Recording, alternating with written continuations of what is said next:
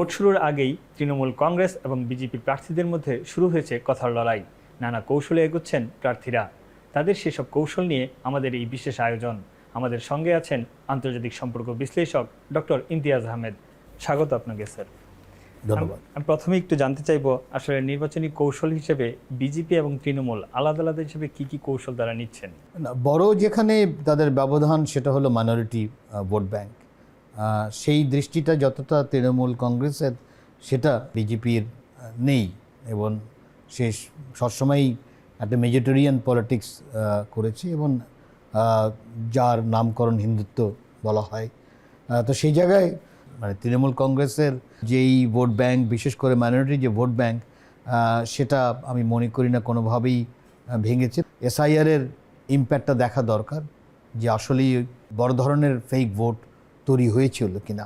আর একটা সমালোচনা আছে সেটা বিজেপির থেকে, সেটা হলো যে মমতা ব্যানার্জির বহু বছর ক্ষমতায় থাকাকালীন বিজেপির প্রচুর যারা সাপোর্টার ছিল তারা পশ্চিমবঙ্গ ছেড়ে অন্য স্টেটে চলে গেছে। তাদের কিভাবে আনা যায় আবার এই নির্বাচনে, কারণ ওই ভোট ব্যাংকটা আর পশ্চিমবঙ্গে নেই, মানে তারা এখানে ভোট ব্যাংকের বিষয়টাই করছে। আর একটা যেটা হলো, যেটা খেয়াল রাখতে হবে, যে সিপিএম বা বাম গোষ্ঠী যদি বলি, এবং কংগ্রেসেরও ভোট ব্যাংক আছে, মাঝখানেও যদি সেই ভোট ব্যাংকটা অন্যভাবে ভোট দিয়েছিল এবং অনেকেই মনে করে বিজেপির দিকে ভোট দিয়েছিল, সেটাও আবার পরিবর্তন হয়ে গেছে। কারণ তারাও বুঝতে পেরেছে যে বিজেপির রাজনীতি আর তাদের যে রাজনীতির মধ্যে মৌলিক পার্থক্য আছে। তো যে জায়গায় আমরা এখন দাঁড়িয়ে আছি, ভারতের রাজনীতি যদি আমরা দেখি, বড় আকারেই একটা মেজরিটেরিয়ান রাজনীতির মধ্যে চলে গেছে, যেটার মধ্যে হিন্দু মেজরিটির উপরই তার দৃষ্টি সব দিক থেকে। সেটা শিক্ষার ব্যাপারে হয়েছে, অ্যাপয়েন্টমেন্টের ব্যাপারে হয়েছে, ভাষাগত ব্যাপারে হয়েছে। তো সেই জায়গায় এমন কোনো কাঠামো আমার মনে হয় না পশ্চিমবঙ্গে বিশেষ করে যে বিজেপি দেখাতে পারবে, যেটা ওই যে ভোট ব্যাঙ্কগুলো আছে সেটা ভাঙতে পারবে। বিজেপি কিছুটা হয়তো ভালো করতে পারে, কিন্তু বড় আকারে তৃণমূল কংগ্রেসকে সরিয়ে দিবে সেই কাঠামোটা এখনও দেখা যাচ্ছে না। তবে আমি বারবার বলছি যে এসআইআরের ইম্প্যাক্টের উপর একটু অপেক্ষা করা দরকার। আরেকটা ইস্যু হচ্ছে, আগে কয়েক দফায়, মানে গত নির্বাচনে আমরা দেখেছি যে কয়েক দফায় ভোট গ্রহণ হয়েছিল। এবার হচ্ছে সেটিকে কমিয়ে আনা হয়েছে মাত্র 2 দফায়। আগে যেমন একটা বড় সময়, লম্বা সময় ধরে নির্বাচনটা হতো এবং আসন ভিত্তিক যেহেতু প্রচারণার সুযোগটাও এরকম ছিল, এবার কিন্তু সেই সুযোগটি নেই। সেটা কেমন প্রভাবটা ফেলবে? এটা দুদিকেই যেতে পারে। এটা তৃণমূল কংগ্রেসের পক্ষেও যেতে পারে, এটাও খেয়াল রাখা দরকার। কারণ যেটা আগে আমরা যেই ফেজগুলো দেখতাম, তখন ওই ফেজের কারণে আবার বিভিন্ন ধরনের রাজনীতি ইস্যু নিয়ে আসা হতো। তো সেটা আবার এবার হচ্ছে না, অতখানি হবে না। তো সেটা বলা মানে আপাতত বলা মুশকিল। তবে যেটা বললাম যে এটা তৃণমূল কংগ্রেসের পক্ষেও যেতে পারে, কারণ এমনিতে ওপিনিয়ন পোল যতগুলোই আছে, যদিও ওপিনিয়ন পোল বিশ্বাস করাটা পুরোপুরি ঠিক হবে না, কারণ অনেক সময় ভুল হচ্ছে। কিন্তু আমি এখন পর্যন্ত এই ভোট ব্যাংকের উপরেই কী বলা হয়, আমার অ্যাটেনশন, যে আমি ভোট ব্যাংক ভেঙে গেছে বা বিজেপি এমন কিছু করতে পেরেছে সেটা দেখা যাচ্ছে না, যে যেই কারণে সিপিএমের বা মাইনরিটি ভোট ব্যাংক যেটা আছে, এমনকি নারীদের ভোট ব্যাংকও যদি বলি, তারা একেবারে সব ছেড়ে, মমতা ব্যানার্জিকে ছেড়ে একেবারে চলে যাবে বিজেপির দিকে, সেটা দেখা যাচ্ছে না। তো সেটা যদি আমরা দৃষ্টি রাখি, সিট কমতে পারে, সেটাও বলে রাখি তৃণমূল কংগ্রেসের, কিন্তু বড় আকারে তাকে সরিয়ে দেওয়াটা আমি এখনও দেখতে পাচ্ছি না। আমরা সম্প্রতি দেখেছি বিজেপির কিছু কৌশল, সেটা হচ্ছে রাজ্যগুলোতে আসলে মোদির উপস্থিতি বা অমিত শাহের উপস্থিতি কিন্তু খুব একটা চোখে পড়েনি, কিন্তু সম্প্রতি তারা মণিপুর বলেন, আসাম বলেন বা এই পশ্চিমবঙ্গ, সেই ক্ষেত্রেও তারা অনেক বেশি এগিয়ে এসেছেন কেন্দ্র থেকে নেতারা। এই কৌশলটা আসলে কতটুকু বিজেপির জন্য পজিটিভ হবে? এটা আমি আগেও বলেছি যে যতবার অমিত শাহ এসেছে পশ্চিমবঙ্গে, সে আরও যতটা না লাভ হয়েছে, আমি মনে ক্ষতি হয়েছে। কেন, অমিত শাহ বিভিন্ন ধরনের রাজনীতি কথাবার্তার সাথে জড়িয়ে গেছেন, সেটা বাংলায় তাকে খাওয়ানো অত সহজ না, আমি মনে করি না। ওই যেটা বলেন, যেই মাচো কাঠামো, তো আমি মনে করি যে বিজেপির উচিত হবে নতুন ধরনের রাজনীতি চিন্তা করা, কিন্তু অমিত শাহর মাধ্যমে পশ্চিমবঙ্গে জেতা তার মানে তৃণমূল সাংঘাতিক কিছু খারাপ করেছে, তাহলে হয়তো নেগেটিভ ভোটে কিছু হতে পারে। কিন্তু অমিত শাহ একটা প্লিজিং পার্সোনালিটি এটা মনে হয় না। মানে হাইলি একটা কালচার্ড পার্সোনালিটি, মানে পশ্চিমবঙ্গ মনে রাখতে হবে তার একটা বড় একটা সভ্যতার কাঠামো আছে। তো সেই জায়গায় অমিত শাহ আমি মনে করি না যে তার ওই স্ট্র্যাটেজিটা আগেও করেছে। আমি বহুবার ভারতের বন্ধুদেরও বলেছি যে এই অমিত শাহই মনে হয় যতটা মানে বড় নয়, বলেছিলাম যে অমিত শাহ জিতিয়ে দিয়েছে তৃণমূল কংগ্রেসে, তো এবারও মনে হয় তাই হতে যাচ্ছে। যখন যেই সরকার ক্ষমতায় থাকে তাদের একটা উপনির্বাচন বা স্থানীয় নির্বাচন বা রাজ্য নির্বাচনে একটা বড় প্রভাব থাকে, কিন্তু পশ্চিমবঙ্গের ক্ষেত্রে সেটা আসলে হয় না কেন? যেহেতু তাদের রাষ্ট্র কাঠামোটা ভিন্ন, মানে একটা তো স্টেটের কিছু কিছু ক্ষমতা আছে, আবার যদি সেন্ট্রাল গভর্নমেন্টের কথা বলি তার কিছু ক্ষমতা। সেন্ট্রাল গভর্নমেন্ট সব কিছুই যে আবার করতে পারবে স্টেটে তা কিন্তু না। এখানে করতে পারেনি তা না, অনেক রাষ্ট্রেই অনেক স্টেটেই কিন্তু ক্ষমতা পরিবর্তন হয়েছে। ওই সেন্ট্রাল গভর্নমেন্টের যে বিজেপি আছে সে এমন কিছু করতে পারেনি, সে করেছে, তার ভোট ব্যাংক আছে। আমি যদি বিজেপির ভোট ব্যাংকটা বলি তাহলে হয়তো কিছুটা সুবিধা হবে বোঝার জন্য। বিজেপি যখন প্রথম ক্ষমতায় আসলো তার ভোট ব্যাংক কিন্তু 34% মাত্র, কিন্তু 2/3 মেজরিটি পেয়ে গিয়েছিল। পরের বার 2% বাড়িয়েছে, 36% হয়েছে, সে 2/3 মেজরিটি পেয়েছে।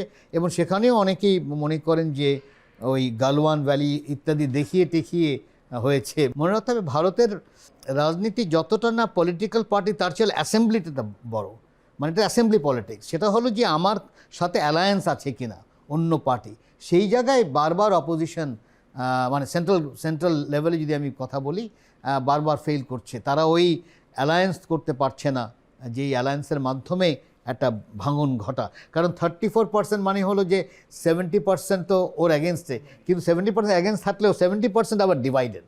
বিজেপির ভোট ব্যাংক কিন্তু পুরো পশ্চিমবঙ্গে অনেকেই যেটা বলে যে ভারত একেবারে সাংঘাতিক হিন্দুত্বের মধ্যে চলে গেছে, এটা কিন্তু ঠিক না, মানে এভিডেন্স তা বলে না। কারণ 70% এখনও অ্যান্টি বিজেপি, কিন্তু তারা অল ডিভাইডেড বলে নির্বাচনের যে কাঠামো, ওই কাঠামোর কারণে বিজেপি বারবার নির্বাচিত হয়ে যাচ্ছে। পশ্চিমবঙ্গের ইতিহাসটা একটু ভিন্ন। একটা পার্টি অনেক সময় ধরে ক্ষমতার, তারপরে এসব পরিবর্তনটা হয়, খুব হুটহাট পরিবর্তনটা সম্ভব না। এখন তৃণমূল কংগ্রেসও আসলে অনেক বছর যাবৎ শাসন করে যাচ্ছে। এইবারের নির্বাচনে কি সেটার কোনো সম্ভাবনা আছে কিনা? আপাতত মনে হচ্ছে না। আপাতত মনে হচ্ছে যে তৃণমূল কংগ্রেস আরেকবার ক্ষমতায় আসবে, যদিও হয়তো সিট কমার যথেষ্ট কারণ আছে। কারণ হচ্ছে যে তৃণমূল কংগ্রেসের পরিবর্তে যদি পশ্চিমবঙ্গ একেবারে দিল্লি সরকার ডিরেক্ট এসে আসে তাতে কি লাভ, সেটাই পশ্চিমবঙ্গের লোকরা হয়তো দেখতে চাইবে।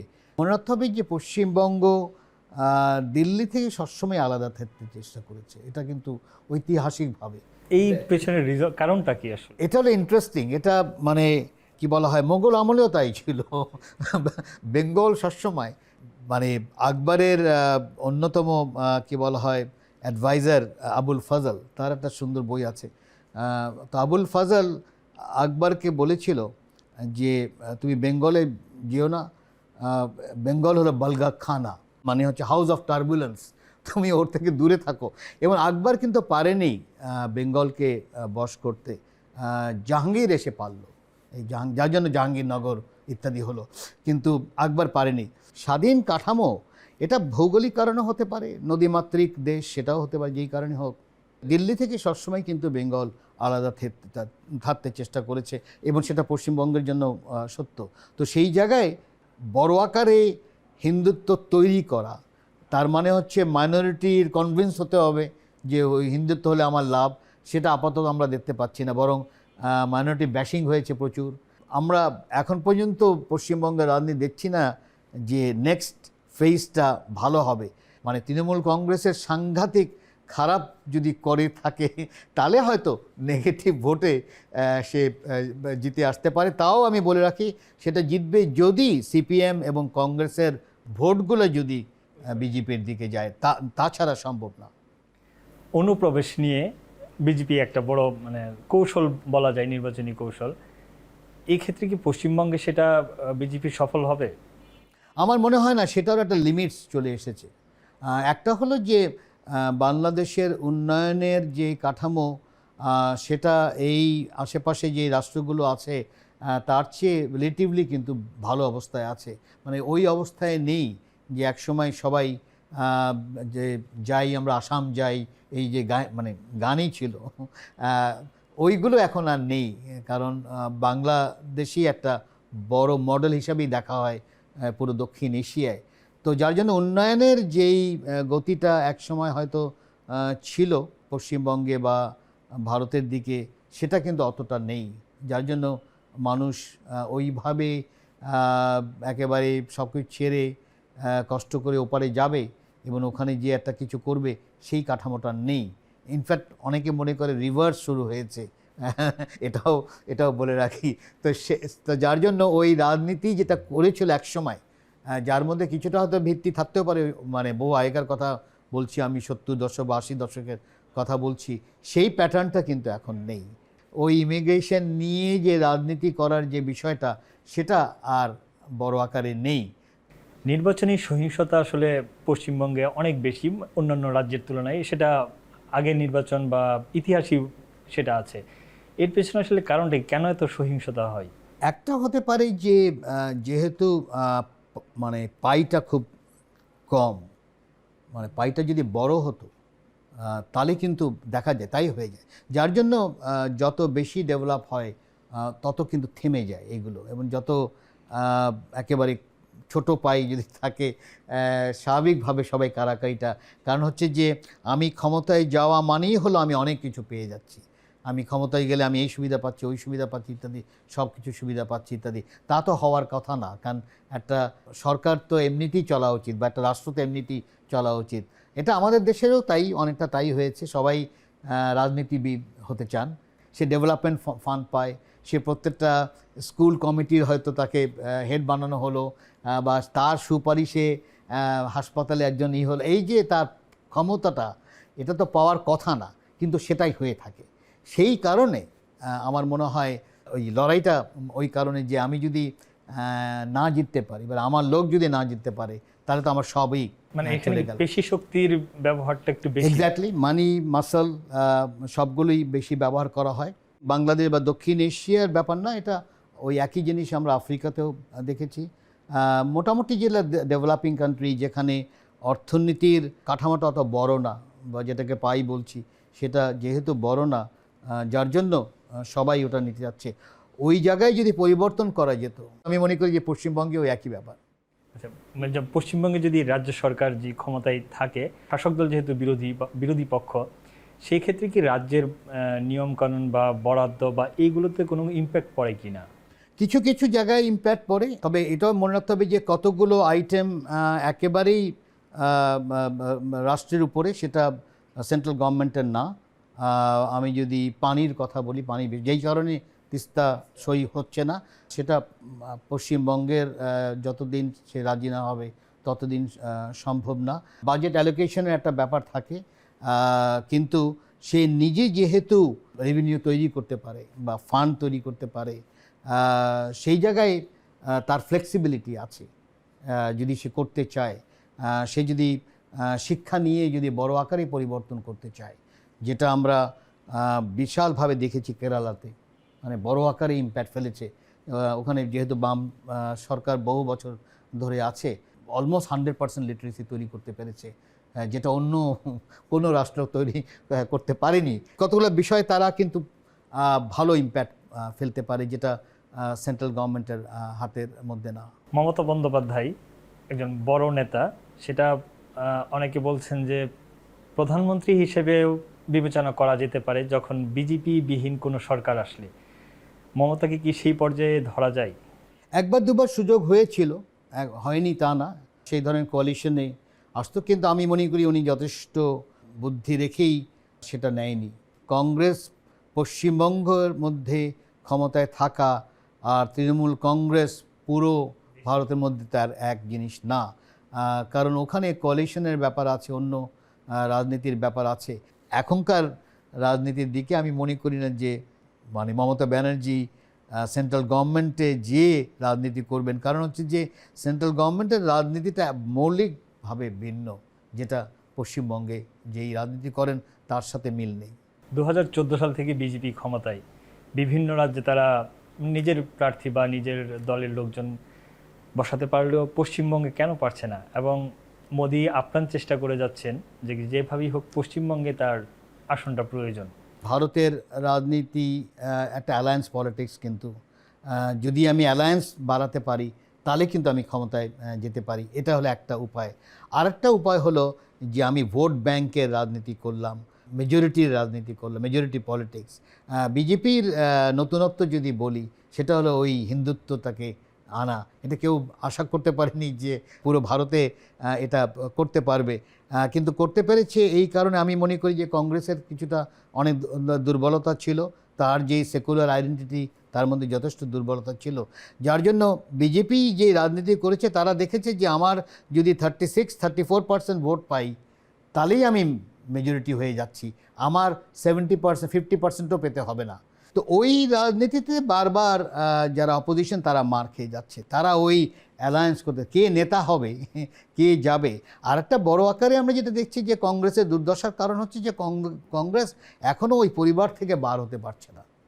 এই রাজনীতিতে বিজেপির বেশ লাভ হয়ে যাচ্ছে, এবং সেও ওই হিন্দুত্ব রাজনীতির পরিবর্তে নতুন আর একটা ইমেজ তৈরি করবে যে যেখানে মেজরিটি রুল। কারণ আমার তো ভোট ব্যাংকটাই হলো মেইন, ওই 34-36%।